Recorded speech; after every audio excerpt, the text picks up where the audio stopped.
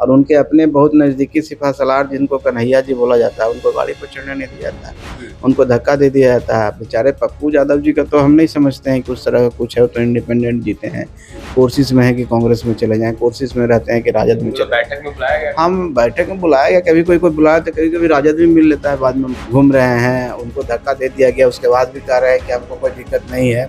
वो तो बेचारे लिपापोती कर रहे हैं, करने दीजिए, लेकिन तो एक ही लीडर वहाँ भी है, तेजस्वी यादव के सामने कहाँ कोई कुछ है।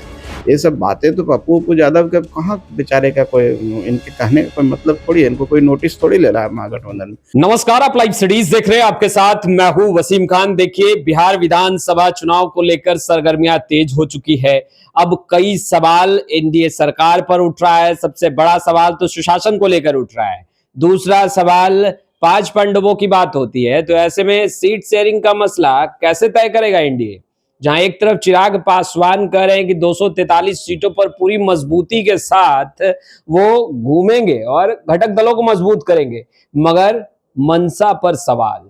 हमारे साथ मंत्री संतोष सुमन जी हैं, बड़ी जिम्मेदारी इनके भी कांधों पर है। देखिए, हिंदुस्तानी अवाम मोर्चा सेक्युलर के राष्ट्रीय अध्यक्ष हैं। इनसे इनका मत सबसे पहले जानने की कोशिश करेंगे। सीट शेयरिंग का मसला, 5 पांडवों की बात होती है, चिराग पासवान को तो आपने सुना ही, तो ऐसे में आपको नहीं लग रहा आगे बहुत पेच फंसने वाला है? मानी जी, कोई पेच नहीं है। एनडीए देखिए एक विचारधारा की राजनीति करती है, और एक विचारधारा के तहत पांचों पार्टियां एक साथ मिल करके बिहार के विकास के लिए, जनता का विश्वास जीतने के लिए जुटी हैं। और हम समझते हैं ये अलायंस जो है विकासशील अलायंस है, और ये अलायंस ही बिहार को विकसित कर सकती है। अब सवाल है कि जब 5 लोग हैं और 243 सीट है, और सबकी अपनी अपनी इच्छाएं हैं, और उनके कार्यकर्ताओं की भावना भी है, और पार्टी के जो लीडर होते हैं अपने कार्यकर्ताओं की भावना को प्रकट करते हैं एक मंच पर, चाहे एक प्लेटफॉर्म पर, ताकि उनके कार्यकर्ता में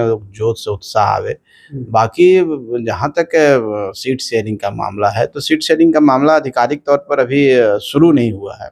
जब शुरू होगा, जब एक दूसरे के साथ हम लोग बैठेंगे और वार्ता होगी, तो उन सारी पहलुओं को विचार किया जाएगा कि कौन सा सीट पर किनके कैंडिडेट हैं, कौन सीट पर उनके कैंडिडेट मजबूत हैं, पहले क्या हुआ, पीछे क्या हुआ, और क्या ऐसी प्रोबेबिलिटी है, और एक सम्मानजनक समझौता होगा। और कोई भी पार्टी है इंडिपेंडेंट तौर पर उनकी बात पर करें, तो सब पार्टियां 243 सीट पर तैयारी कर रही है, और करना भी चाहिए। करने के पीछे एक बहुत बड़ा बात होता है कि जब हम अलायंस में काम कर रहे हैं, तो हमको जितना भी शेयर मिलेगा, उस शेयर के अलावा भी हमें हर जगह जाना होगा, प्रचार प्रसार करना होगा। इसी का तो गठबंधन इसी को कहते हैं। तो चिराग पासवान जी को आप कोट कर रहे हैं, तो चिराग पासवान जी का ये नहीं कहना है कि हम 243 सीट पर लड़ेंगे, उनका ये कहना है कि हमको 243 सीट पर चिराग पासवान के रूप में लड़ना होगा। कहने का मतलब कि अगर उनको जितना शेयर मिलता है, उस शेयर में तो जिस तरीके से वो लड़ेंगे, जिस मजबूती के साथ लड़ेंगे, वो रेस्ट दूसरे गठबंधन के साथियों की सीट पर उतना ही उनकी मजबूती होगी, उतना ही प्रचार प्रसार में उनका सघनता आएगी। उनका कहने का मतलब ये है, और बाकी कुछ नहीं। और हम लोग भी कहेंगे, किन्हीं पार्टी से पूछेंगे तो उनका तैयारी 243 पर है। हाँ, लेकिन सब पार्टी का अपना एक आंकड़ा होता है, एक अपना। आप लोगों का क्या आंकड़ा है? देखिए, आंकड़ा क्या है, हम लोग अपनी तैयारी में उसको रखे हुए हैं, और उस पर हम अपनी तैयारी कर रहे हैं, और बड़ी जोर शोर से तैयारी कर रहे हैं।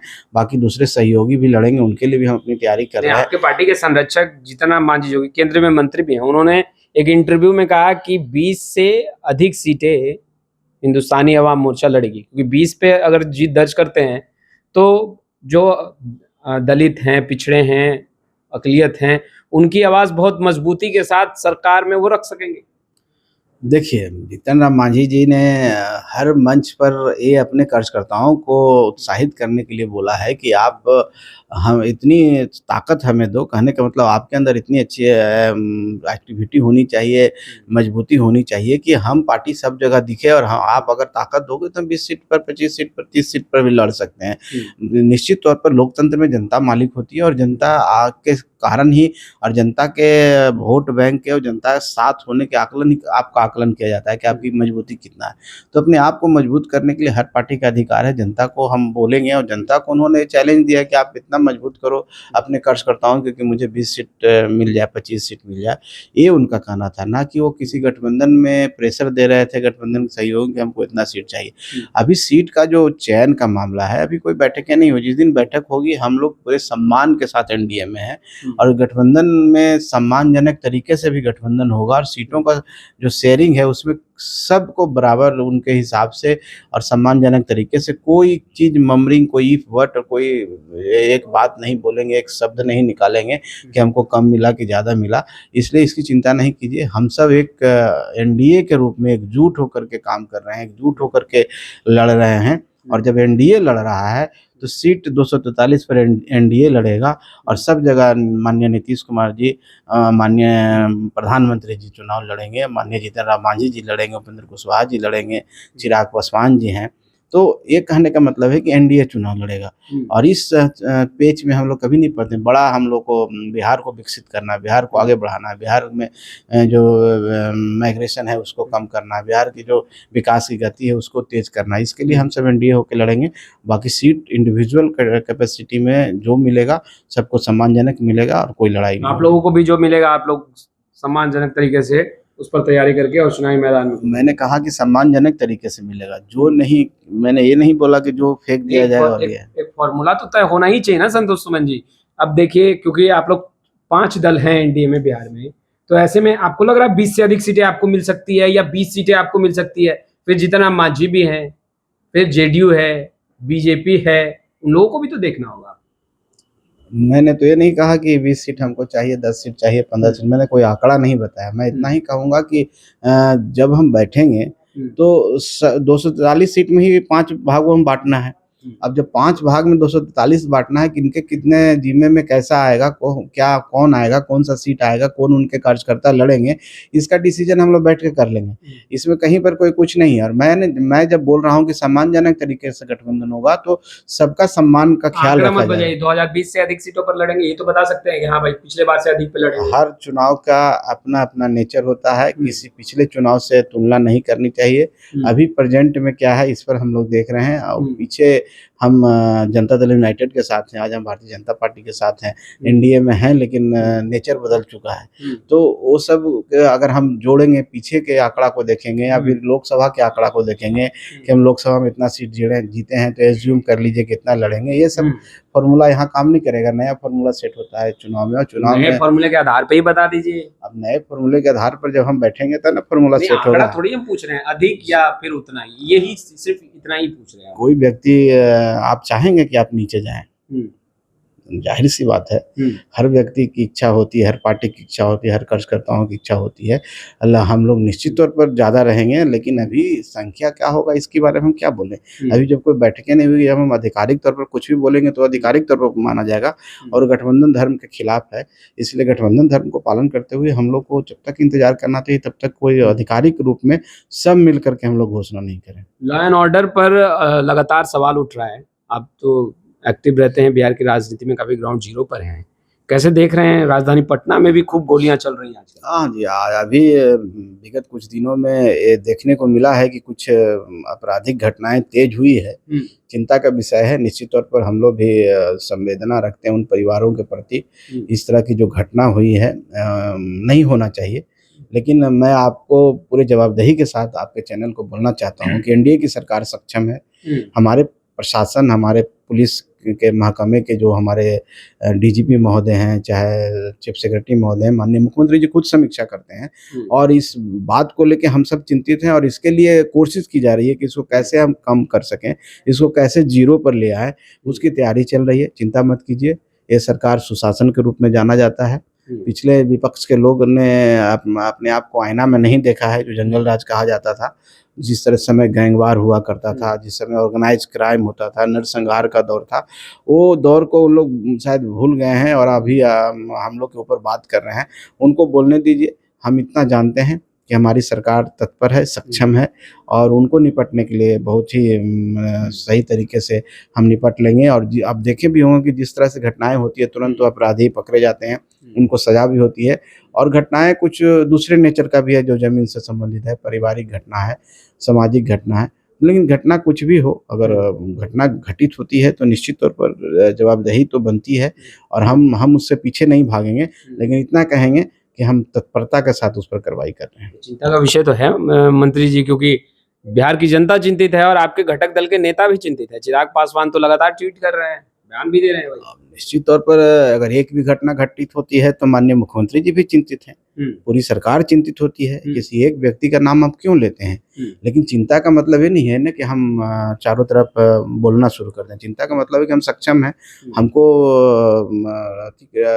देखना है, डिलीवर करना है। चिराग पासवान बोलकर गलत कर रहे हैं। नहीं, गलत हम नहीं कर रहे हैं, उनको अपना निजी राय है, हम अपनी बात करेंगे। सरकार को डिलीवर करना है, सरकार को उसको रोकना है तो सरकार अपने तरीके से समीक्षा करती है, सरकार अपने तरीके से उस पर कार्रवाई करती है और जनता को मीडिया में तो बोल के नहीं करेगी। इसलिए हम माननीय मुख्यमंत्री जी पर हम विश्वास करते हैं, अपने प्रशासन पर हम विश्वास करते हैं और हमको इतना पता है कि हमारा प्रशासन, हमारा जो महकमा है, पुलिस महकमा, हमारे माननीय मुख्यमंत्री जी इतने सक्षम हैं जो 15, 19, 20 सालों से बिहार में शांति बहाल कर रखी है। कुछ लोग, उपद्रवी लोग जानबूझ के चुनाव में इस तरह की घटनाएं भी घटित कराने के चक्कर में, सरकार का बदनाम करने के भी चक्कर में रहते हैं। ये सब दाल गलने वाला नहीं है बिहार में, सब सलाखे के पीछे रहेंगे और अगर बहुत ज़्यादा परेशान करेंगे तो इनकाउंटर भी हो सकता है। इनकाउंटर भी होगा? इनकाउंटर का मतलब अगर पुलिस के साथ विद्रोह करेंगे, पुलिस के सामने जिस तरह से अभी हाल में देखे होंगे कि एक व्यक्ति पुलिस पर गोली चलाने की कोशिश की, तो निश्चित तौर पर होगा। कोई जानबूझ के तो इनकाउंटर होता नहीं है, लेकिन अगर पुलिस के सामने उनको थ्रेट देंगे और भागने की कोशिश करेंगे, कानून को अपने हाथ में लेंगे, तो वो भी हो सकता है। चूक कहाँ रह जा रही है? देखिए, चूक का सवाल नहीं है।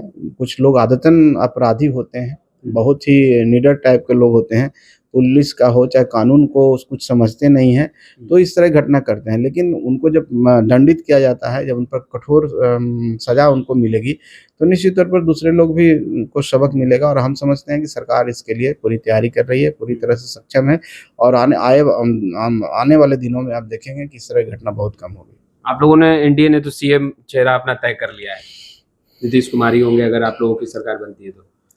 अगर की कोई सवाल ही नहीं है। माननीय मुख्यमंत्री जी आज हमारे जो कैबिनेट के मुखिया हैं और सरकार के मुखिया हैं और एक इतने सालों से इस राज्य को सुचारू ढंग से विकास की गति को बढ़ाए हुए हैं।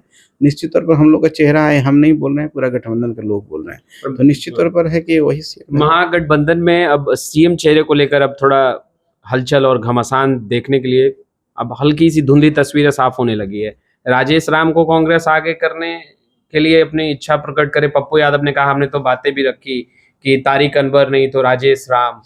और दूसरी तरफ राजद यह नारा लगा रहा है कि सन 2025 अब की बार फिर तेजस्वी की सरकार, ऐसे करके जनता चाह रही है कि तेजस्वी की ही सरकार बने। जनता के चाहने से तो किसी की सरकार बनती है।